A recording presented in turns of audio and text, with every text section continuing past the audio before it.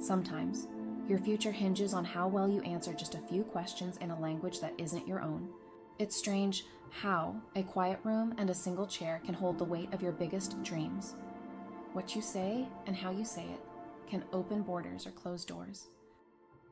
Hello, English learners, and welcome back to the English podcast Rise, the show that helps you learn English fast and improve your speaking skills while also teaching you practical tools to handle real-life situations.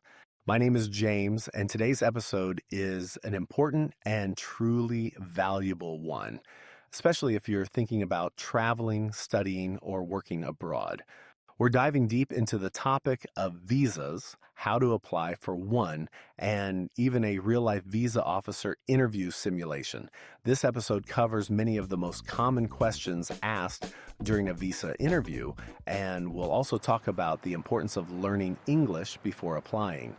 This is something a lot of people overlook, but believe me, having strong English communication skills can make the difference between getting approved or denied.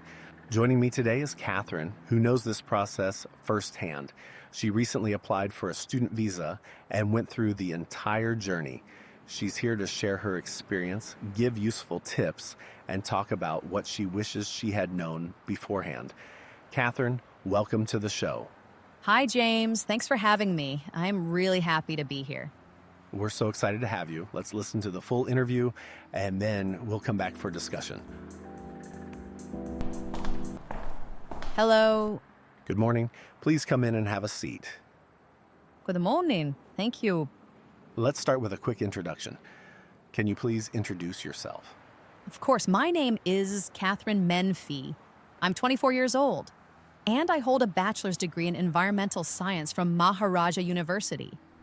I've been working for the past 2 years as an assistant researcher in a local NGO, focused on sustainability and climate change awareness. Okay. I'm passionate about environmental policy, and that's why I decided to pursue my postgraduate studies abroad. Thank you, Catherine. So, why did you choose to study abroad instead of continuing your education in your home country? While there are good programs here, they don't offer the same level of research facilities or international exposure. I wanted to gain a global perspective and study in a more practical, hands-on environment. Canadian universities are well known for their emphasis on innovation and sustainability, which aligns perfectly with my career goals. Okay. Why Canada specifically? Canada has a reputation for academic excellence and multicultural inclusivity. The program I was accepted into at the University of British Columbia offers both coursework and research opportunities in environmental governance. Also, Canada is a safe and welcoming country for international students. What course are you going to study? I've been accepted into the Master of Science in Environmental Policy and Management. Perfect. When does your program begin? The program starts in September of 2025. Have you been to Canada before? No, this would be my first visit. How will you finance your education and living expenses? My parents are my primary sponsors. I've submitted all financial documents, including bank statements, income proof, and a notarized affidavit of support. Great. I've also been awarded a merit-based scholarship that covers 30% of my tuition fees. What do your parents do? My father is a civil engineer working with a private construction firm, and my mother is a high school science teacher. Super. They've always supported my academic journey. Do you plan to work while studying in Canada? Yes, if it's allowed under my study permit. I would like to work part-time, mainly to gain some local experience and help cover small personal expenses. Interesting. But my studies will definitely remain my top priority. What are your plans after graduation? I intend to return to India and work in environmental policy making. I already have a verbal commitment from the NGO I previously worked with to take on a senior role upon my return. Super. I want to apply the knowledge I gained to influence change back home. Do you have any relatives in Canada? No, I don't have any family members there. Have you taken any English proficiency exams?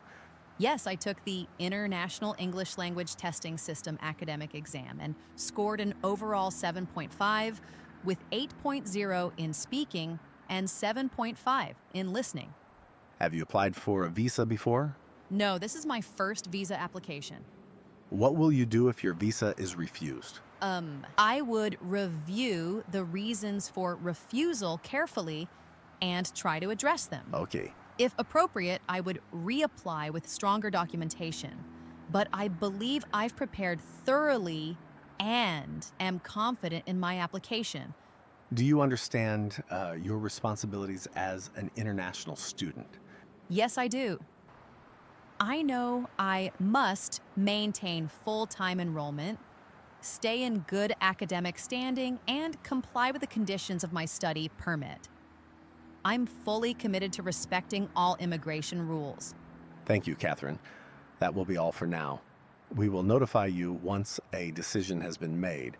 Thank you very much. I appreciate your time and the opportunity to speak with you today.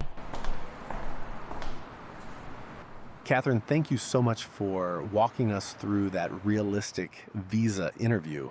I think it gave our listeners a solid idea of what to expect. Absolutely. I know how nerve-wracking it can be, so hopefully it helps someone feel more prepared. So let's break this down. From your experience and everything we just acted out, what would you say are the top things people should definitely keep in mind when applying for a visa? Okay, great question. Number 1, start early. Yeah. The process is not just about filling out a form and waiting. It's layered. Documents, deadlines, interviews, language tests, and everything takes time. Right? A lot of people underestimate how long it takes to collect supporting documents like financial records or translated transcripts.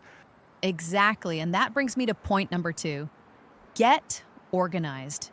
Create a checklist, passport, acceptance letter, proof of funds, language scores, medical exams if required, all of it. Completely. And double check that everything matches the visa requirements of the country you're applying to. That's key, because each country has different regulations, right? Yes, for example, the UK might ask for a CAS letter, while Canada wants a letter of acceptance and proof of sufficient funds. Fully.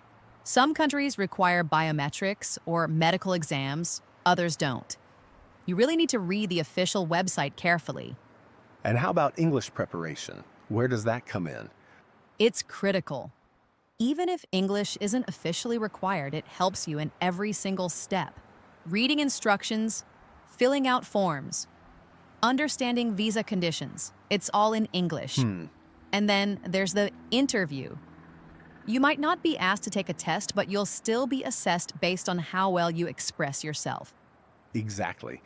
We always say learning English isn't just about school, it's about navigating the real world. Immigration is one of those areas where clarity and confidence really matter. And it's not just about grammar, it's about vocabulary. You need to understand phrases like temporary residence, intended duration, or financial sponsor. These aren't casual terms you hear in a movie. Do you recommend people practice their speaking even if they're not taking IELTS? Absolutely. Practice answering typical questions out loud. Things like, why do you want to study in this country? Or who is paying for your education? It helps reduce anxiety and improves fluency. Also, record yourself. You'll spot your weaknesses and build confidence. That's a great idea. Let's talk about another key factor, financial preparation. You mentioned submitting bank statements and an affidavit of support. Can you explain that part more? Sure, most countries want to know that you can support yourself while studying. That includes tuition, living expenses, insurance, travel costs, everything. So you need to show proof of funds. For example, bank statements from the last 4 to 6 months, sponsor letters, tax documents. And all of them need to be official, translated if necessary, and consistent. What happens if there's even a small inconsistency? It can raise doubts. For example, if your sponsor claims to support you but their bank account doesn't show enough balance, that could be a problem.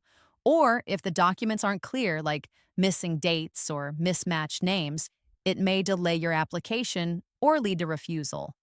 So precision is crucial. Yes, double, triple check everything before submission. Let's talk a bit about mindset. What should applicants expect emotionally from this process? Good question. Yep. Honestly, and it's a roller coaster. There's a lot of waiting, a lot of uncertainty. You'll probably feel stressed or anxious at times, but if you prepare well, linguistically, financially, and mentally, you can manage it. And if someone's visa gets refused? It's disappointing, of course, but it's not the end. Many people apply again and get approved. What matters is learning from the feedback, fixing what went wrong, and trying again with stronger documentation and more preparation. That's reassuring. So, to sum it all up, what are your top 3 golden rules for anyone applying for a student visa? Be prepared, do your research, get your documents in order, and don't leave things to the last minute. Practice your English, especially speaking and listening. It's your lifeline in interviews and in daily life abroad. Stay honest and confident. Tell your story clearly and truthfully. Visa officers are trained to spot dishonesty. Be real, be yourself, but also be professional. That's such valuable advice, Catherine. Thanks again for sharing your experience and insights with us today. Thank you, James. I hope this helps others feel more prepared and less intimidated by the whole process. I'm sure it will. And to our listeners, if you enjoyed this episode and found it helpful, please subscribe, leave us a review, and share it with a friend who's thinking about applying for a visa.